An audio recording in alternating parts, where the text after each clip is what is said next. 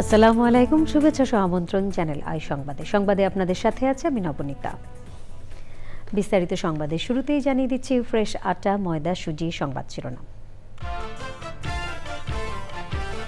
এনসিপিকে কেন শাপলা প্রতীক দেয়া হয়নি সেই ব্যাখ্যা দেবে না কমিশন, বললেন সিইসি। রাজনৈতিক দলের সহযোগিতা ছাড়া সুষ্ঠু নির্বাচন সম্ভব নয় মন্তব্য। মানবতা বিরোধী অপরাধের মামলায় হাসানুল হক ইনুর বিরুদ্ধে অভিযোগ আমলে নিয়েছে আদালত। ২৯ সেপ্টেম্বর ট্রাইব্যুনালে হাজির করার নির্দেশ। ঐক্যমত্য কমিশনে নারীর ন্যায্য অধিকার পুরুষতন্ত্রের কাছে পরাজিত, বললেন কমিশন সদস্য। রাজনৈতিক প্রক্রিয়ায় অর্থ ও পেশি শক্তির প্রভাব বন্ধের আহ্বান। শীর্ষ শিল্পোদ্যোক্তা স্কয়ার গ্রুপের প্রতিষ্ঠাতা স্যামসন এইচ চৌধুরীর জন্ম শতবর্ষের নানা আয়োজন। ওষুধ শিল্পে অনন্য ব্যক্তিত্বকে শ্রদ্ধায় স্মরণ। সবুজে সাজাই বাংলাদেশ স্লোগানে রাজবাড়ীতে প্রকৃতি ও জীবন ক্লাবের বৃক্ষরোপণ। বাসযোগ্য পৃথিবী বিনির্মাণের অভিযাত্রাকে সাধুবাদ। এবং এশিয়া কাপের ফাইনালে উঠতে পাকিস্তানের বিপক্ষে জয়ের জন্য ১৩৬ রানের টার্গেটে ব্যাট করছে বাংলাদেশ। টি-20তে তাসকিনের ১০০ উইকেট শিকার।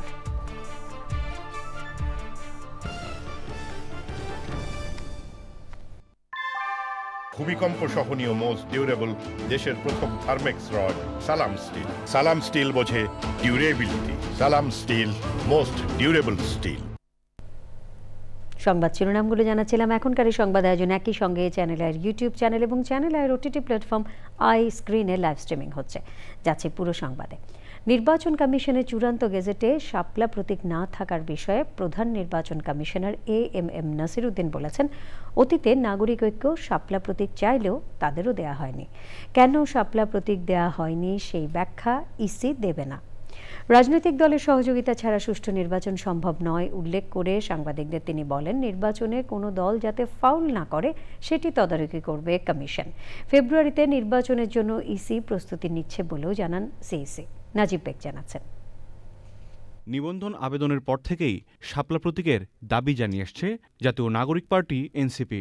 শাপলা প্রতীক প্রশ্নে কোনো ছাড় না দেওয়ার হুঁশিয়ারিও দিয়েছে দলটি। বুধবার শাপলা ছাড়াই ১১৫টি প্রতীক চূড়ান্ত করে গ্যাজেট প্রকাশ করেছে নির্বাচন কমিশন। তবে নির্বাচন আচরণ বিধিমালা ২০০৮ সংশোধন করে শাপলা, সাদা শাপলা ও লাল শাপলাকে প্রতীক হিসেবে তালিকাভুক্ত করা এবং তার একটি বরাদ্দের জন্য ইসিতে আবেদনও করেছে এনসিপি। সাংবাদিকদের প্রশ্নের জবাবে প্রধান নির্বাচন কমিশনার বলেন, অন্য একটি দলও অতীতে শাপলার প্রতীক চেয়ে বিফল হয়েছে। শাপলা চেয়েছিল কিন্তু নাগরিক ঐক্য, মাহমুদুর রহমান মান্নার যে দল আছে নাগরিক ঐক্য, ওরা কিন্তু প্রথম চেয়েছিল। একবার দরখাস্ত দিয়েছে, তারপর আমার সাথে ওনাদের ডেলিগেশন দেখা করেছে। তখন আপনারা কোনো কিছু আলোচনা করেন, আলোচনায় তো আনেনি নাই যে শাপলা নিয়ে যে নাগরিক ঐক্য। এখন এতক্ষণ আলোচনা করতেছে না, আমি বুঝলাম না। যে কোনো কেউ তো এই দেশের নাগরিক, তো আমাদেরকে চিঠি দিতেই পারে। সুষ্ঠু নির্বাচনের জন্য দলগুলোর সহযোগিতার ওপর জোর দেন সিইসি। বলেন, সর্বশক্তি দিয়ে সুষ্ঠু নির্বাচন করা হবে। খেলোয়াড়দের তো ফাউল করার নিয়ত থেকে একটু দূরে থাকতে হবে। যারা খেলবেন তারা যদি ফাউল করার নিয়তে সবাই নামেন মাঠে, তাহলে তো একটা মুশকিল। কিন্তু যাতে ফাউল না করতে পারেন তার যাবতীয় ব্যবস্থা আমরা নিব ইনশাল্লাহ। ইসির সংলাপে জাতীয় পার্টিকে ডাকা হবে কিনা সময় আসলে জানানোর কথা বলেন CEC. Najib Beg, channel I, Dhaka. জুলাই গণঅভ্যুত্থানের সময় মানবতা বিরোধী অপরাধের মামলায় জাসদ সভাপতি হাসানুল হক ইনুর বিরুদ্ধে অভিযোগ আমলে নিয়েছেন ট্রাইব্যুনাল। তাকে ২৯ সেপ্টেম্বর আন্তর্জাতিক অপরাধ ট্রাইব্যুনালে হাজির করারও নির্দেশ দেওয়া হয়েছে। চাংখারপুলে ৬ জনকে হত্যায় মানবতা বিরোধী অপরাধের মামলায় সাবেক ডিএমপি কমিশনার হাবিবুর রহমান সহ ৮ জনের বিরুদ্ধে সাক্ষ্য দিয়েছেন পুলিশ কনস্টেবল আসিফ খান। পরাগাসিম জানাচ্ছেন। মানবতা বিরোধী অপরাধের সুনির্দিষ্ট ৮টি অভিযোগে জাসদ সভাপতি ও সাবেক মন্ত্রী হাসানুল হক ইনুর বিরুদ্ধে ট্রাইব্যুনালে আনুষ্ঠানিক অভিযোগ দাখিল করে প্রসিকিউশন। এ মামলার একমাত্র আসামি ইনুর বিরুদ্ধে ৩৯ পৃষ্ঠার অভিযোগে ২০ জনকে সাক্ষী রাখা হয়েছে। শুনানির পর হাসানুল হক ইনুর বিরুদ্ধে অভিযোগ আমলে নেন আন্তর্জাতিক অপরাধ ট্রাইব্যুনাল ২। ৮টি চার্জের অভিযোগ আমলে নিয়েছেন এবং আগামী ২৯ তারিখ প্রোডাকশন ওয়ারেন্ট, যেহেতু সে অন্য একটা মামলায় আটক আছে, তাকে অনারেবল ট্রাইব্যুনাল 2-এ হাজির করার নির্দেশ দিয়েছে। তার ঊর্ধ্বতন অবস্থান থেকে স্থানীয় এসপি এবং তার দলীয় ক্যাডার বাহিনীকে বিভিন্ন ধরনের নির্দেশনা দিতেন এবং শেখ হাসিনাকে বিভিন্ন ধরনের অপরাধ সংগঠনে উস্কানি দিয়েছিলেন। আন্দোলনকারী নিরীহ নিরস্ত্র ছাত্র জনতাকে শনাক্ত করতে হবে, ঘেরাও করতে হবে, ড্রোন এবং হেলিকপ্টার ব্যবহার করে প্রয়োজনে ৩৬ সেনা নামিয়ে তাদেরকে বম্বিং করতে হবে, গুলি করতে হবে। ৫ই আগস্ট চানখারপুলে ৬ জনকে হত্যার অভিযোগে মানবতাবিরোধী অপরাধের মামলায় অন্য পুলিশ সদস্যদের বিরুদ্ধে সাক্ষ্য দিয়েছেন এক পুলিশ কনস্টেবল। ১৭তম সাক্ষীতে একজন পুলিশ কনস্টেবল আসিফ খান, তিনি সেদিন চাংখারপুর এলাকায় একটি শটগান এবং ৫০ রাউন্ড গুলি সহ উপস্থিত ছিলেন। তাকে তার ঊর্ধ্বতন কর্তৃপক্ষ এই মামলার আসামিরা ছাত্র জনতার উপরে গুলি করার নির্দেশ প্রদান করেছিলেন, কিন্তু তিনি গুলি করেননি। এখানে কারা কারা গুলি করেছে তিনি তাদের নাম বলেছেন, তার ঊর্ধ্বতন কর্তৃপক্ষরা কিভাবে গুলি করার নির্দেশ দিয়েছেন এবং কিভাবে নিরীহ নিরস্ত্র ছাত্র জনতাকে গুলি করে সেখানে হত্যা করা হয়েছে সেই বর্ণনা তিনি দিয়েছেন। এ মামলায় সাক্ষ্য গ্রহণের পরবর্তী তারিখ ৫ই অক্টোবর। পরাগ আজিম, চ্যানেল আই, ঢাকা। ঐক্যমত্য কমিশনে নারীর ন্যায্য অধিকার পুরুষতন্ত্রের কাছে পরাজিত হয়েছে বলে মন্তব্য করেছেন ঐক্যমত্য কমিশনের সদস্য বদিউল আলম মজুমদার। রাজধানীতে এক আলোচনায় আলোচকরা বলেছেন, রাজনৈতিক প্রক্রিয়ায় অর্থ ও পেশি শক্তির প্রভাব বন্ধ করা না গেলে নারীর ক্ষমতায়ন কখনো হবে না। মাসরুর শাকিল জানাচ্ছেন। অন্তর্ভুক্তিমূলক রাজনীতি, নারী ও তরুণ নেতৃত্বের অভিযাত্রা বিষয়ে গোলটেবিল বৈঠকের আয়োজন করে centre for governance studies CGS. কে ওড়না পরছে, কে বোরকা পরছে, কে অন্য কোনো পোশাক পরছে, সেটার উপর বেস করে হচ্ছে তাকে জাজ করা হচ্ছে। আইন কিন্তু বাংলাদেশে অনেক আছে নারী নিরাপত্তা নিশ্চিত করার জন্য, কিন্তু আনফরচুনেটলি এই আইনগুলো কঠোরভাবে প্রয়োগ আমরা একেবারেই দেখতে পারি। ডিম ছোড়াটা যেমন নিউ ইয়র্কে গ্রহণযোগ্য নয়, বাংলাদেশের মাটিতেও কোনো রাজনৈতিক দলের তাকে আমি পছন্দ করি কিংবা না করি, গ্রহণ করি কিংবা না করি, তাকে তার দিকে জুতো নিক্ষেপ করা, তাকে আদালত প্রাঙ্গণে জুতো ছুঁড়ে মারা, অশ্রাব্য গালিগালাজ করা, সেটা পুরুষ কিংবা নারী, সেটাও গ্রহণযোগ্য নয়। আলোচনায় উঠে আসে আসন্ন নির্বাচনে নারী ও তরুণদের অংশগ্রহণ বৃদ্ধির উপায় নিয়ে। নারীর ন্যায্য অধিকার পরাজিত হয়েছে। কিসের কাছে পরাজিত হয়েছে? পুরুষতন্ত্রের কাছে। এটার জন্য আপনারা সোচ্চার হন, আমাদের নারী নেত্রীদেরকে সোচ্চার হন, তারা কেউ সোচ্চার নেই। আর এখন এটা যদি রিমেডি করতে হয়, শেষ কথা, the ball is in the political parties court. আপনারা যারা এই নারীর প্রতিনিধিত্ব বাড়াতে চান, যে we need to go to the political parties and we need to convince them that they need to change. কারণ আমরা পাঁচবার এটা তুলেছি, পাঁচবার একাধিকবার আমরা এটা আলোচনা করেছি, কিন্তু we got nowhere. Unfortunately, patriarchy has won. মানব গোষ্ঠীর অর্ধেক যদি নারী হয়, নাগরিকের অর্ধেক যদি নারী হয়, তাহলে তার অংশগ্রহণের যে অধিকার, সেই অধিকার এবং তার ক্ষমতাটাকে নিশ্চিত করতে পারি। কিভাবে আমরা নিশ্চিত করতে পারি? নারীর নেতৃত্ব বাড়াতে রাজনৈতিক দলগুলো সহ সবাইকে এগিয়ে আসার আহ্বান জানান বক্তারা। Masrur Shakil, channel I, Dhaka. BNP নেতা ডাক্তার AZM জাহিদ হোসেন জানিয়েছেন, আগামী কয়েক সপ্তাহের মধ্যে দেশে ফিরে শুধু বিএনপি নয়, গণতন্ত্র যাত্রায় নেতৃত্ব দেবেন তারেক রহমান। রাজধানীতে আরেক অনুষ্ঠানে বিএনপি নেতা সালাউদ্দিন আহমেদ বলেছেন, দেশের বেশিরভাগ মানুষ পিআর বোঝে না, তাহলে 70% মানুষ পিআর চাইলেও কিভাবে? পিআর নিয়ে বিভ্রান্তিমূলক বক্তব্য না দেওয়ার আহ্বান জানিয়েছেন তিনি। রাহুল রায় জানাচ্ছেন। বিশ্ব ফার্মাসিস্ট দিবস উপলক্ষে ডিপ্লোমা অ্যাসোসিয়েশন অব ফার্মাসিস্ট ডিফ্যাবের নেতাকর্মীদের নিয়ে রাজধানীতে বর্ণাঢ্য র্যালি করেছেন বিএনপি স্থায়ী কমিটির সদস্য অধ্যাপক ডাক্তার AZM জাহিদ হোসেন।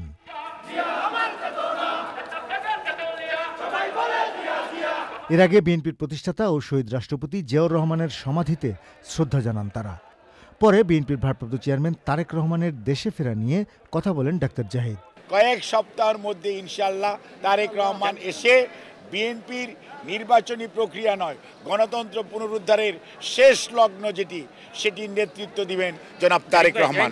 এই নির্বাচনকে সামনে রেখে দেশীয় বিদেশি যত ষড়যন্ত্র আছে এটাকে পিছিয়ে দেওয়ার, প্রলম্বিত করার, সেটিকে মোকাবেলা করার জন্য দল যেমন প্রস্তুত, অন্যদিকে বিএনপি গত 18 মাস পূর্ব থেকেই নির্বাচনী যে সমস্ত কার্যক্রম করা প্রয়োজন সেটি শুরু করেছে।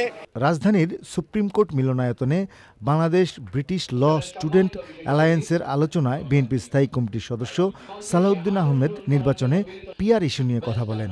লাস্ট জরিপ একটা বেরিয়েছে, বলছে যে 56% জনগণ পিআর কি বুঝে না।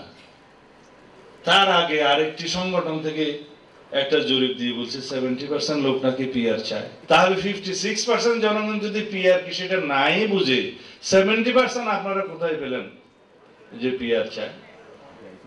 এই সমস্ত বিভ্রান্তিকর বক্তব্য দিয়ে জাতিকে বিভ্রান্ত করা ঠিক নয়। সালাউদ্দিন আহমেদ বলেছেন, কারো অসাংবিধানিক কোনো আবদার রেখে দেশকে বিপদে ফেলা যাবে না। রাহুল রায়, চ্যানেল আই, ঢাকা। স্থিতিশীলতা, মর্যাদা ও অগ্রগতি ফিরিয়ে আনতে বিএনপি প্রস্তুত উল্লেখ করে দলের মহাসচিব মির্জা ফখরুল ইসলাম আলমগীর বলেছেন, বাংলাদেশ চায় পরীক্ষিত নেতৃত্ব, এখন সময় বিএনপির। নিজের ভেরিফাইড ফেসবুক পেজে পোস্টে তিনি উল্লেখ করেন, বিএনপি আগেও করেছে, আবারও করতে পারবে। বিএনপির আছে অভিজ্ঞতা ও সাফল্যের ইতিহাস। হাসিনার ধ্বংসযজ্ঞের পর বাংলাদেশ আর কোনো পরীক্ষা নিরীক্ষা সহ্য করতে পারবে না উল্লেখ করে তিনি আরও বলেন, এই দেশ কোনো টেস্ট টিউব বা ল্যাবরেটরি নয়। বাংলাদেশ চায় পরীক্ষিত নেতৃত্ব। দলের দেয়া কিছু প্রতিশ্রুতিও তুলে ধরেন মির্জা ফখরুল ইসলাম আলমগীর।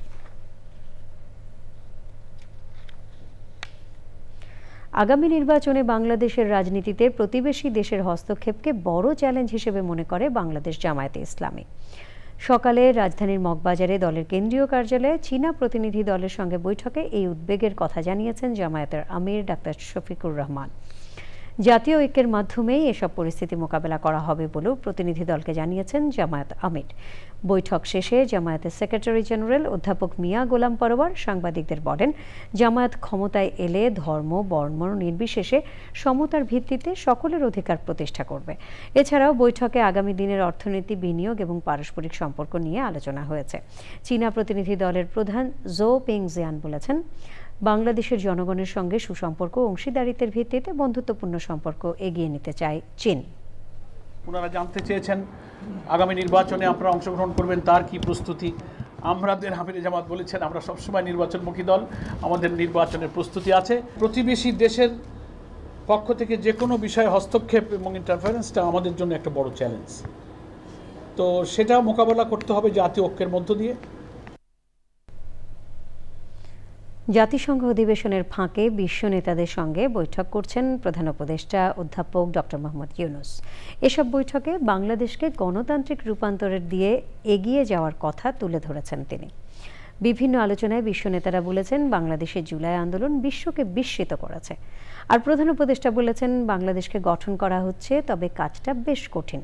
মোস্তফা মল্লিক জানাচ্ছেন। জাতিসংঘের সাধারণ অধিবেশনে অংশ নিতে যুক্তরাষ্ট্রের নিউ ইয়র্কে এখন অবস্থান করছেন বিশ্ব নেতারা। অধিবেশনের ফাঁকে ফাঁকে এক দেশের নেতা বৈঠক করছেন আরেক দেশের নেতার সঙ্গে। আলোচনায় উঠে আসছে পারস্পরিক সহযোগিতার কথা। অন্তর্বর্তী সরকারের প্রধান উপদেষ্টা মোহাম্মদ ইউনূস বৈঠক করেছেন বিশ্বের বিভিন্ন দেশের নেতাদের সঙ্গে। ক্লাব ডি মাদ্রিদের সভাপতি এবং স্লোভেনিয়ার সাবেক রাষ্ট্রপতি ড্যানিলো তুর্ক প্রধান উপদেষ্টার সাথে দেখা করেছেন। বৈঠকে প্রফেসর ইউনূসকে ক্লাব ডি মাদ্রিদের সদস্য হওয়ার আহ্বান জানিয়েছেন তিনি। তুর্ক অধ্যাপক ইউনূসের ক্ষুদ্র ঋণ প্রকল্পের প্রশংসা করে বলেন, বিশ্বব্যাপী এই কার্যক্রমের অবদান অনেক। জুলাই অভ্যুত্থানের কথা উল্লেখ করে তুর্ক বলেন, জুলাই আন্দোলন বিশ্বকে অবাক করেছে। বিশ্ব নেতাদের এই ধরনের রূপান্তর বোঝার আহ্বান জানিয়েছেন তিনি।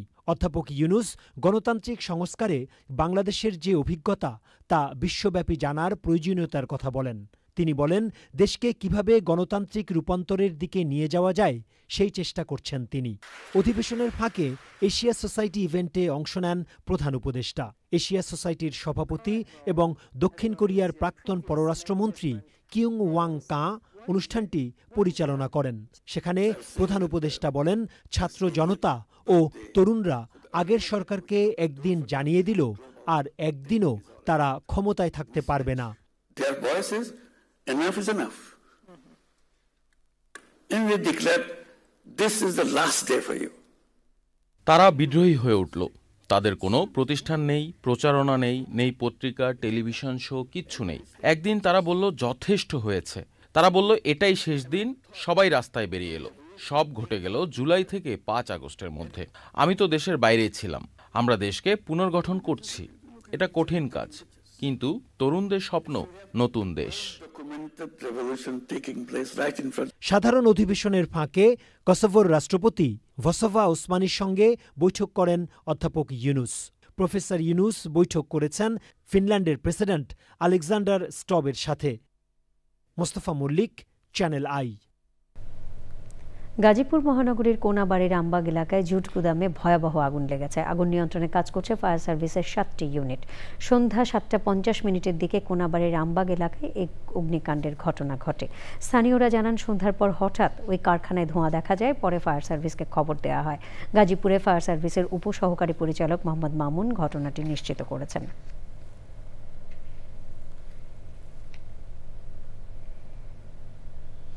নানা আয়োজনে দেশের শীর্ষস্থানীয় শিল্পোদ্যোক্তা ও স্কয়ার গ্রুপের প্রতিষ্ঠাতা স্যামসন এইচ চৌধুরীর জন্মশতবর্ষ উদযাপন করা হয়েছে। 1925 সালের এই দিনে জন্ম নেয়া কর্মবীর সারা জীবন কাজ করেছেন দেশের শিল্প প্রতিষ্ঠানকে সম্প্রসারণ ও গণমানুষের কল্যাণে। দেশে ওষুধ শিল্পের সম্প্রসারণে তাঁর অনন্য ভূমিকার কথা শ্রদ্ধা ভরে স্মরণ করেন সব স্তরের মানুষ। স্যামসন এইচ চৌধুরী থেকে পাওয়া কর্মনিষ্ঠা, একাগ্রতা ও দায়িত্বভার সফলতার সাথে এগিয়ে নিচ্ছেন উত্তরসূরিরা। তাঁর জন্মশতবর্ষে পরিবার ও নিকটজনেরা কথা বলেছেন চ্যানেল আইয়ের সঙ্গে। লালা নওশিন জানাচ্ছেন। আজ হতে শতবর্ষ আগে 1925 সালের 25 সেপ্টেম্বর গোপালগঞ্জে জন্ম নেন স্যামসন এইচ চৌধুরী। লেখাপড়ার জন্য সেখান থেকে কলকাতা, এরপর যুক্তরাষ্ট্রের হার্ভার্ড বিশ্ববিদ্যালয়। পেশাগত জীবনে একের পর এক গড়েছেন শিল্প প্রতিষ্ঠান, কর্মসংস্থান করেছেন অসংখ্য মানুষের। শুধু স্কয়ার ফার্মাসিউটিক্যালসের প্রতিষ্ঠাতাই নন, তার শিল্প গ্রুপ সম্প্রসারিত হয়েছে প্রসাধন সামগ্রী, টেক্সটাইল, তৈরি পোশাক, কৃষিপণ্য, তথ্য প্রযুক্তি, স্বাস্থ্যসেবা, এমনকি গণমাধ্যমেও। ওনার কাছে ফ্যামিলি, স্ত্রী, ছেলে মেয়ে, নাতি নাতি, এদের একটা বড় জায়গা ছিল এবং বড় আনন্দের জায়গা ছিল। এরকম একজন পাওয়া, যেমন একটা মানুষের সন্ধান হওয়া, তার সঙ্গে কাজ করা। আমি মনে করি যে আমার সহকর্মীদেরও, যাদের সঙ্গে হয়তো রক্তের সম্পর্ক নেই, তাদেরকেও তারা আমাকে একইভাবে ফিল করে। মানে উনি এত তাদেরকে কাছে টেনেছিলেন। 2000 সাল থেকে ওনার জীবনের শেষ মুহূর্ত পর্যন্ত আমি ওনার সঙ্গে খুব ক্লোজলি কাজ করেছি। ওনার মধ্যে এনার্জির কোনো কমতি ছিল না এবং উনি কোনো একটি কাজ আমাদের কাছে ছেড়ে দিয়ে বসে থাকতেন তা না, উনি নিজে করতে পছন্দ করতেন। মানুষকে ভালোবাসার এক অসাধারণ ক্ষমতা ছিল স্যামসন এইচ চৌধুরীর। জীবনের প্রতিটি পদক্ষেপে পিতার পরিচয় সবচেয়ে বেশি অনুপ্রাণিত করে বলে জানান তার পুত্র। উনি অনেক সহকর্মীদের বাসায় না বলেই চলে যেতেন, তাদের বাড়িঘরে তাদের ছেলে মেয়ের খোঁজ খবর রাখতেন, কারো অসুখ বিসুখেও উনি চলে যেতেন। শুরুটা কিন্তু এইভাবে হয়েছে। ওষুধ শিল্পের এই যে আজকে যে অবস্থায় এসেছে, সেখানের প্রতিটি স্তরে উনি আমাদের সঙ্গে কাজ করেছেন এবং উনি আমাদেরকে সাহায্য করেছেন যাতে আমরা সফলকাম হই। স্যামসন এইচ চৌধুরীর প্রতিটি কাজে সাহস জুগিয়েছেন স্ত্রী অনিতা চৌধুরী। তার 3 পুত্র অঞ্জন চৌধুরী, তপন চৌধুরী ও শ্যামল চৌধুরী এখনও দক্ষতা ও কর্মনৈপুণ্যে এগিয়ে নিয়ে যাচ্ছেন বাবার স্বপ্নের প্রতিষ্ঠান স্কয়ার গ্রুপকে। দেশের শীর্ষস্থানীয় শিল্পোদ্যোক্তা প্রয়াত স্যামসন এইচ চৌধুরীর জন্মশতবর্ষে চ্যানেল আই পরিবারের গভীর শ্রদ্ধা। লাইলা নওশিন, চ্যানেল আই, ঢাকা। জলবায়ু পরিবর্তনের অভিঘাত মোকাবিলা ও অভিযোজন এবং আর্থসামাজিক উন্নয়নে সবুজায়নে গুরুত্ব আরোপ করেছেন বিশেষজ্ঞরা। এমন বাস্তবতায় সবুজে সাজাই বাংলাদেশ স্লোগানে প্রাকৃতিক সুরক্ষা বলয় গড়তে রাজবাড়ীতে বৃক্ষরোপণ করেছে প্রকৃতি ও জীবন ক্লাব। মোবাইল নেটওয়ার্ক অপারেটর প্রতিষ্ঠান বাংলালিংকের সহায়তায় নতুন প্রজন্মের হাতে তুলে দেওয়া হয় ধরিত্রীর আদিপ্রাণ বৃক্ষ। বাসযোগ্য পৃথিবী বিনির্মাণের অভিযাত্রাকে সাধুবাদ জানিয়েছেন বিশিষ্টজনেরা। খান মোহাম্মদ জহুরুল হকের তথ্য, ভিডিও চিত্রে আরও জানাচ্ছেন আফরোজা হাসি।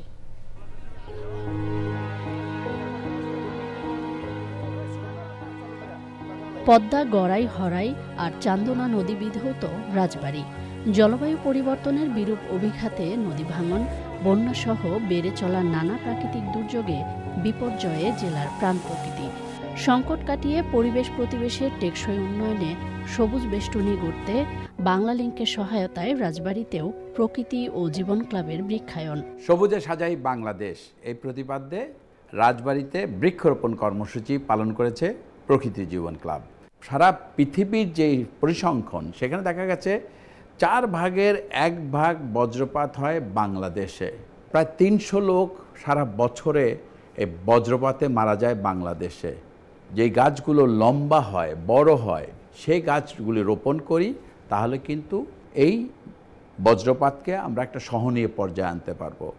আসুন আমরা বৃক্ষরোপণের মাধ্যমে এই বজ্রপাতকে প্রশমিত করি এবং সারা বাংলাদেশটাকে সবুজে ছেয়ে ফেলি। সবুজ উৎসবের আমেজে সেজে ওঠে ঐতিহ্যবাহী শেরে বাংলা উচ্চ বালিকা বিদ্যালয়, গোদারবাজার সরকারি প্রাথমিক বিদ্যালয় ও কালেক্টরেট স্কুল প্রাঙ্গণ। গাছ লাগাই, পরিবেশ বাঁচাই। বৃক্ষরোপণ ও পরিবেশ একে অপরের পরিপূরক। বৃক্ষ ছাড়া আমরা মরুভূমিতে পরিণত হয়ে যাব। গাছ আমাদের অনেক উপকারে আসে, সে কারণেই এই জনবান্ধব উদ্যোগ, এই উদ্যোগকে আমরা স্বাগত জানাই। নদী ভাঙনের থেকে বাঁচার জন্য বৃক্ষ অনেক বড় ভূমিকা পালন করে। পরিবেশ সুরক্ষায় এমন উদ্যোগকে দৃষ্টান্ত হিসেবে দেখছেন সুধীজনরা। এই চ্যানেলের উদ্যোগে আস্তে আস্তে সারা বাংলাদেশেই ইনশাল্লাহ সবুজে ভরে দিতে পারবো। আবহাওয়া এবং জলবায়ু নিয়ে উদ্বিগ্ন, সেখানে বৃক্ষরোপণ একটি সহজ, সুন্দর এবং গুরুত্বপূর্ণ পদক্ষেপ। প্রত্যেকেরই উচিত গাছ লাগানো। আমরা গাছ লাগাবো 3 ধরনের: ফলজ, বনজ এবং ঔষধি। এটা অবশ্যই আমাদের আশা জাগানিয়া, আর তারা যে এই বৃক্ষর প্রতি ভালোবাসা তৈরি করে দিচ্ছে, আমরা আজকে তাদের শুরু করে দিলাম এবং এটা অব্যাহত থাকবে। ভবিষ্যতের বাসযোগ্য ধরিত্রী বিনির্মাণে সবুজায়ন অব্যাহত রাখার আহ্বান পরিবেশবাদীদের। আফরোজা হাসি, চ্যানেল আই। পাচার হওয়া অর্থ দেশে ফেরানো সময় সাপেক্ষ উল্লেখ করে দুর্নীতি দমন কমিশনের মহাপরিচালক আক্তার হোসেন জানিয়েছেন, এ ব্যাপারে দুদক, বাংলাদেশ ব্যাংক সহ বিভিন্ন সংস্থা কাজ করছে। বিকেলে সংস্থার কার্যালয়ে ব্রিফিংয়ে কথা বলেন তিনি। অগ্রণী ব্যাংকের 51 কোটি টাকা আত্মসাতের অভিযোগে সাবেক ব্যবস্থাপনা পরিচালক সৈয়দ আব্দুল হামিদ সহ 11 জনের বিরুদ্ধে মামলা করেছে দুদক। এছাড়া ঝিনাইদহ পৌরসভার সাবেক মেয়র সাইদুল করিম মিন্টু এবং তার স্ত্রীর বিরুদ্ধে মামলা করেছে দুদক। বিদেশে যে অর্থ পাচার হয়েছে সে অর্থ পুনরুদ্ধারের জন্য দুর্নীতি দমন কমিশন, বাংলাদেশ ব্যাংক সহ সরকারের আরও অন্যান্য সংস্থা সবাই আমরা একসাথে সবাই চেষ্টা করছি এবং এটা একটি আইনি প্রক্রিয়ার মাধ্যমে এই কার্যক্রম সম্পন্ন করতে হবে। এটা সময় সাপেক্ষ। এই কাজে আমাদের বর্তমান সরকার, বাংলাদেশ ব্যাংক এবং অন্যান্য আইন প্রয়োগকারী সংস্থায় সবাই সক্রিয় রয়েছেন। গুলশান থানায় সন্ত্রাস বিরোধী আইনের মামলায় নড়াইল 1 আসনের সাবেক এমপি PM কবিরুল হক মুক্তি ও আওয়ামী লীগের সাংস্কৃতিক বিষয়ক উপকমিটির সদস্য মোজাম্মেল হকের 6 দিনের রিমান্ড মঞ্জুর করেছেন আদালত। দুপুরে তাদের আদালতে হাজির করে তদন্ত কর্মকর্তা 10 দিনের রিমান্ডের আবেদন করেন। বুধবার কবিরুল হক মুক্তিকে রাজধানীর নিকেতন এবং মোজাম্মেল হককে গুলশান থেকে গ্রেপ্তার করে পুলিশ। এছাড়া রাজধানীর বিভিন্ন এলাকায় ঝটিকা মিছিলের সময় আটক, কার্যক্রম নিষিদ্ধ আওয়ামী লীগ ও অঙ্গ সংগঠনের 2 কর্মী সমর্থককে সন্ত্রাস বিরোধী আইনের মামলায় বিভিন্ন মেয়াদের রিমান্ড ও 2 জনকে কারাগারে পাঠিয়েছে আদালত। প্রার্থনায় বলা হয় যে আপনারা দেখছেন যে ইদানিং ঢাকা শহরের বিভিন্ন জায়গায় আওয়ামী লীগ গুপ্ত কিছু মিছিল করছে। সেই মিছিলের মাধ্যমে সরকারকে উৎখাত করার জন্য, দেশের স্মৃতিশ্রদ্ধাকে নষ্ট করার জন্য তারা চেষ্টা করছে। 5 দিনের রিমান্ড চেয়েছিল, একজনকে 3 দিনের রিমান্ড দিয়েছেন, আরেকজনকে 2 দিনের রিমান্ড দিয়েছেন। আর 2 জনের সিডব্লিউ রিমান্ড চায় নাই, আদালত তাদেরকে সিডব্লিউ বলে জেল হাজতে প্রেরণ করেছে। নিটোল টাটা, আন্তর্জাতিক সংবাদ।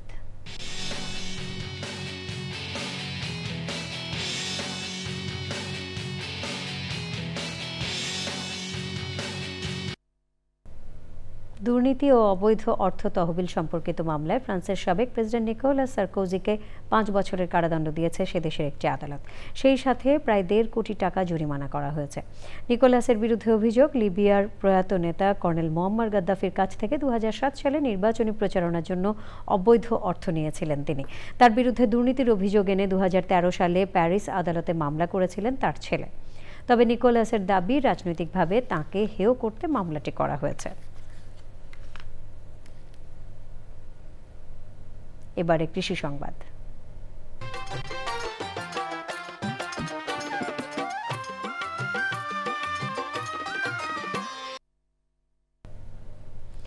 হাওরের জলরাশি আর উঁচু জমি যেখানে একসময় চোখে পড়ত শুধু পানি আর পতিত জমির নিস্তব্ধতা, আজ সেখানে তৈরি হয়েছে সবুজের সমারোহ।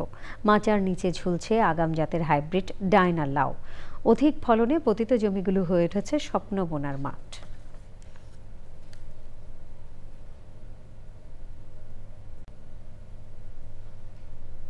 এখন দেখবেন প্রকৃতি সংবাদ।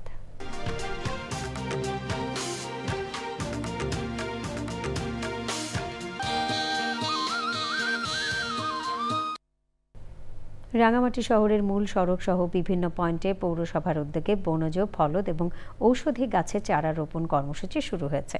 সংশ্লিষ্টরা বলছেন, আধুনিক ও পরিবেশ বান্ধব শহর গড়ে তোলার অংশ হিসেবেই এই কর্মসূচি।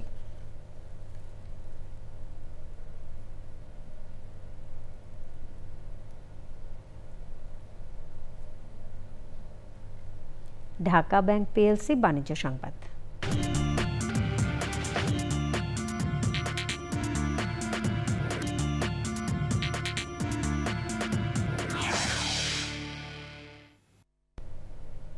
বাংলাদেশের চতুর্থ বৃহত্তম আমদানি অংশীদার ইন্দোনেশিয়ার সঙ্গে রপ্তানি বাড়াতে করণীয় এবং দুদেশের মধ্যে বাণিজ্য বৃদ্ধির জন্য বিজনেস গ্যাদারিং ও নেটওয়ার্কিং সেশনের আয়োজন করে ঢাকাস্থ ইন্দোনেশিয়ান দূতাবাস। রাজধানীর গুলশান একটি হোটেল ইন্দোনেশিয়া 40তম ট্রেড এক্সপোর অধীনে এই সেশনে প্রধান অতিথি ছিলেন ঢাকায় ইন্দোনেশিয়ার রাষ্ট্রদূত আরিফ সৈয়ুখো। আয়োজনে দুদেশের ব্যবসায়ী প্রতিনিধিরা অংশ নেন।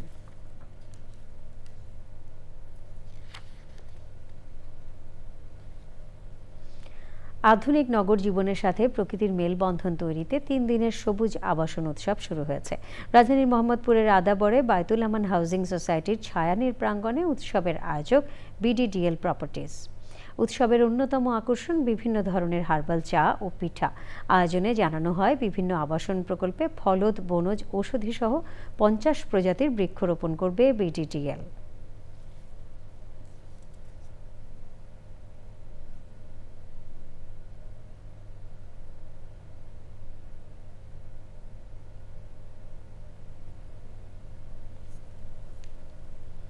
শতভাগ বীমা দাবি মেটানোর কৃতিত্ব সোনালী লাইফ ইন্স্যুরেন্সের। এই ঐতিহ্য সামনের দিনগুলোতেও ধরে রাখার কথা বলেছেন কোম্পানির পরিচালকরা।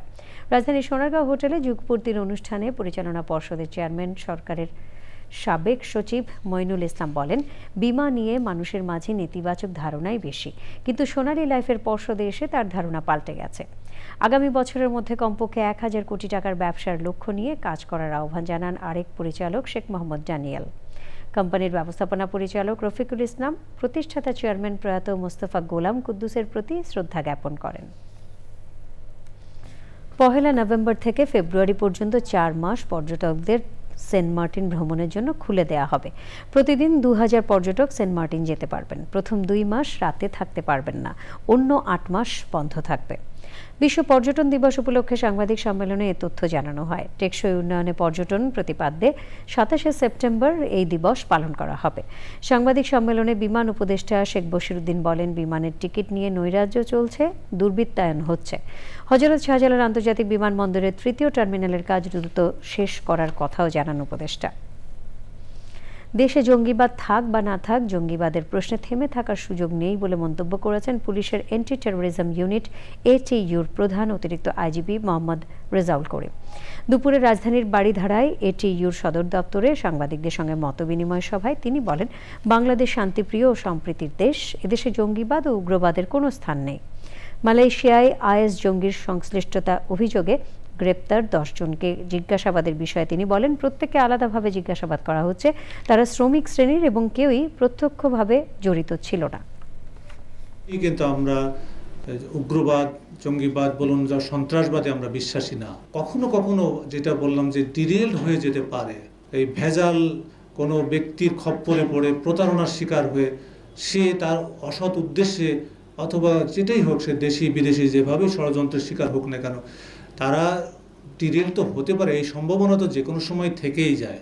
সে কারণে অবশ্যই আমরা সেটাকে সার্ভিলেন্সে রাখব এবং আগামীতে যাতে কোনোভাবেই কোনো সন্ত্রাসী উগ্রবাদের জন্ম না পারে, সেই জায়গাটা অবশ্যই আমরা জিরো টলারেন্স নিয়ে কাজ করব। জালিয়াতির মাধ্যমে ব্যাংক থেকে ঋণের নামে 104 কোটি টাকা আত্মসাতের অভিযোগ সহ দুর্নীতি মামলার আসামি এস আলম গ্রুপের কর্ণধার মোহাম্মদ সাইফুল আলম সহ 3 জনের বিরুদ্ধে ইন্টারপোলের মাধ্যমে রেড নোটিশ জারির আদেশ দিয়েছেন আদালত। দুদকের আবেদনের পরিপ্রেক্ষিতে ঢাকা মহানগরের জ্যেষ্ঠ বিশেষ জজ সাব্বির ফয়েজ এ আদেশ দেন। অপর যে 2 জনের বিরুদ্ধে ইন্টারপোলের মাধ্যমে রেড নোটিশ জারির আদেশ হয়েছে তারা হলেন এস আলম গ্রুপের ভাইস প্রেসিডেন্ট আব্দুস সামাদ এবং পরিচালক মোহাম্মদ আবদুল্লাহ হাসান। দুর্নীতি মামলার আসামি সাইফুল আলম সহ 3 জনের বিরুদ্ধে 16 সেপ্টেম্বর ইন্টারপোলের মাধ্যমে রেড নোটিশ জারির আবেদন করেন দুদকের তাহসিন মোনাবিল হক। এর আগে দুদকের আবেদনের পরিপ্রেক্ষিতে গ্রেপ্তারি পরোয়ানা জারির আদেশ দেন আদালত।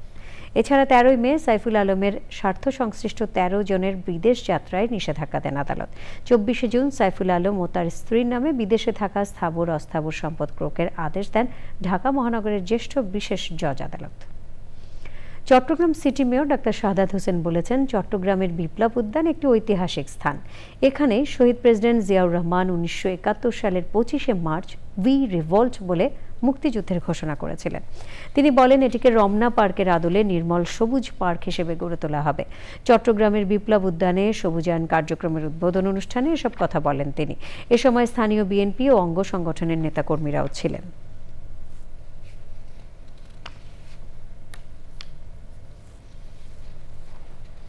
বলতে চাই, কোনো ধরনের বাধা কিছু দেওয়া যাবে না, কারণ এটা জনগণের জন্য করা হচ্ছে।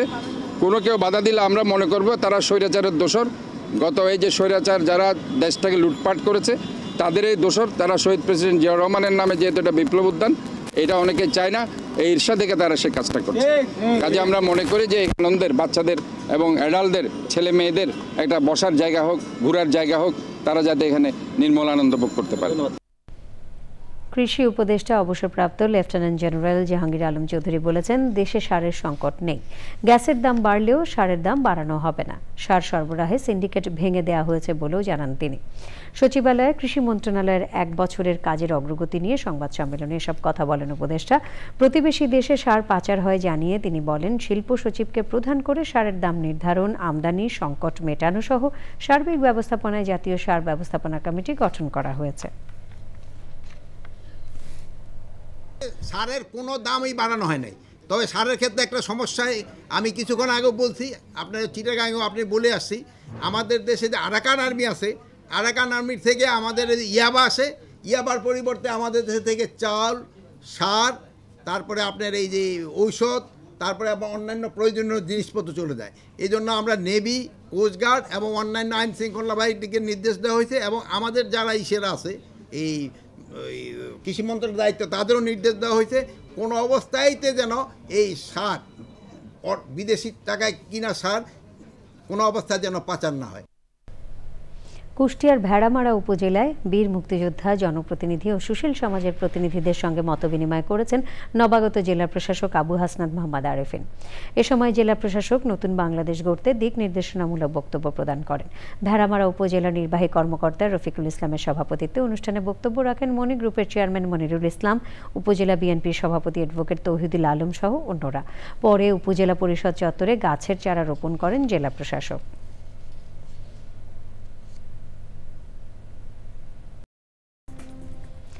নিউ ইয়র্কে জন এফ কেনেডি বিমানবন্দরে হেনস্থার ঘটনায় বিমানবন্দরের পাশে পোর্ট অথরিটি পুলিশ ডিপার্টমেন্ট থানায় মামলা করেছেন এনসিপির সদস্য সচিব আক্তার হোসেন। মামলায় 2 জনের নাম উল্লেখ এবং 15 থেকে 20 জনকে অজ্ঞাতনামা দেখানো হয়েছে। আক্তারের অভিযোগ, সোমবারের হামলার পরও বিমানবন্দরের লবি এবং অন্যান্য জায়গায় তাকে নানাভাবে হেনস্থা করার চেষ্টা করায় তিনি মামলা করেছেন। 30 সেপ্টেম্বর বাংলাদেশ ফিরবেন আক্তার হোসেন। নারীদের যৌন ও প্রজনন স্বাস্থ্য এবং অধিকার নিশ্চিত করতে সরকার ও উন্নয়ন সহযোগীদের পাশাপাশি বিভিন্ন কমিউনিটিকে এগিয়ে আসার আহ্বান জানিয়েছেন স্বাস্থ্য অধিদপ্তরের মহাপরিচালক অধ্যাপক ডাক্তার মোহাম্মদ আবু জাফর। স্বাস্থ্য অধিদপ্তরে আইপাস বাংলাদেশ ও নারী পক্ষ আয়োজিত নারীদের যৌন ও প্রজনন স্বাস্থ্যের উপর জলবায়ু পরিবর্তনের প্রভাব নিয়ে গবেষণার ফলাফল উপস্থাপন অনুষ্ঠানে তিনি একথা বলেন। গবেষণা ফলাফল উপস্থাপন করেন গবেষকরা। জানান, জলবায়ু পরিবর্তনের কারণে শিশু, কিশোরী, নারী, গর্ভবতী নারী ও বয়স্করা বেশি ক্ষতির মুখোমুখি হয়েছে। উপকূলীয় এলাকায় সাইক্লোন, চরাঞ্চলে সুপেয় পানির দুষ্প্রাপ্যতা, বস্তি এলাকায় জলাবদ্ধতা, হাওর এলাকায় বন্যার কারণে নারীদের প্রজনন স্বাস্থ্য ঝুঁকির মধ্যে পড়েছে। আয়োজনে বক্তব্য রাখেন আইপাস বাংলাদেশের country director doctor Saeed Rubayet, নারীদের পক্ষে সভাপতি গীতা দাস সহ স্বাস্থ্য খাত সংশ্লিষ্টরা। দেশে প্রায় 1/3 মানুষ ফুসফুসের রোগে আক্রান্ত বলে জানিয়েছেন স্বাস্থ্য বিশেষজ্ঞরা।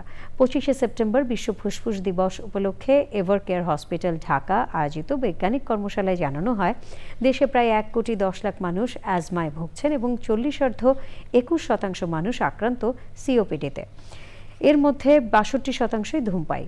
এক্ষেত্রে সচেতনতা ও প্রতিরোধমূলক ব্যবস্থা প্রয়োজন। অনুষ্ঠানে বক্তব্য রাখেন এভারকেয়ার হসপিটালস বাংলাদেশের সিইও ডাক্তার Ratnadeep Chaskar, the chest and heart association বাংলাদেশের সভাপতি ডাক্তার জহিরুল ইসলাম, মহাসচিব ডাক্তার গোলাম সারোয়ার সহ অনেকে। মূল প্রবন্ধ উপস্থাপন করেন ডাক্তার এস.এম. আবদুল্লাহ আল মামুন। দেশের স্বাস্থ্য খাত উন্নয়নে দক্ষ ও নৈতিক ফার্মাসিস্ট প্রয়োজন বলে মন্তব্য করেছেন স্বাস্থ্য খাত সংশ্লিষ্টরা। বিশ্ব ফার্মাসিস্ট দিবস উপলক্ষে রাজধানীর নর্থ সাউথ বিশ্ববিদ্যালয়ের ফার্মাসিউটিক্যাল সায়েন্সেস বিভাগ ও ফার্মাসিউটিক্যাল ক্লাবের আলোচনায় বক্তারা বলেন, দেশের ওষুধ ব্যবস্থাপনার পাশাপাশি স্বাস্থ্যনীতি গবেষণায় গুরুত্বপূর্ণ ভূমিকা রাখছেন ফার্মাসিস্টরা। এবছর বিশ্ব ফার্মাসিস্ট দিবসের আন্তর্জাতিক স্লোগান ছিল থিঙ্ক হেলথ, থিঙ্ক ফার্মাসিস্ট। আলোচনা শেষে এক বর্ণাঢ্য র্যালির আয়োজন করা হয়।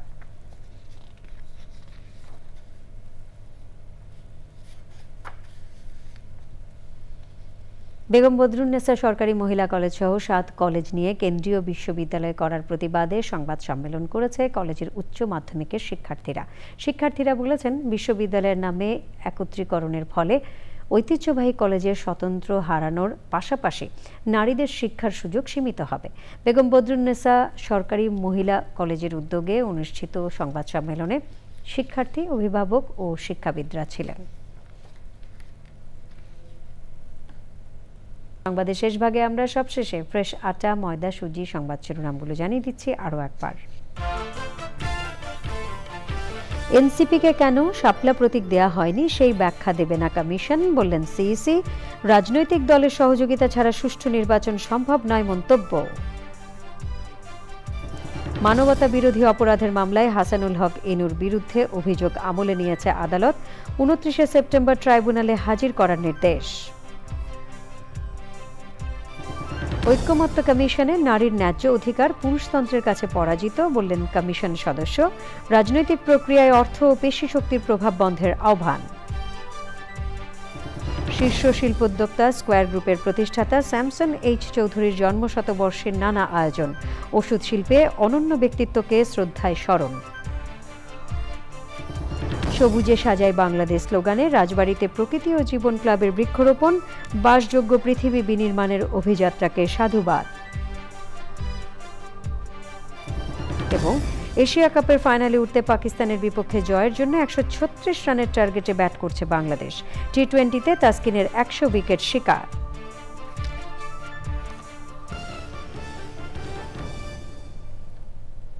পরবর্তী সকল সংবাদ দেখার আমন্ত্রণ রইল। ধন্যবাদ সবাইকে।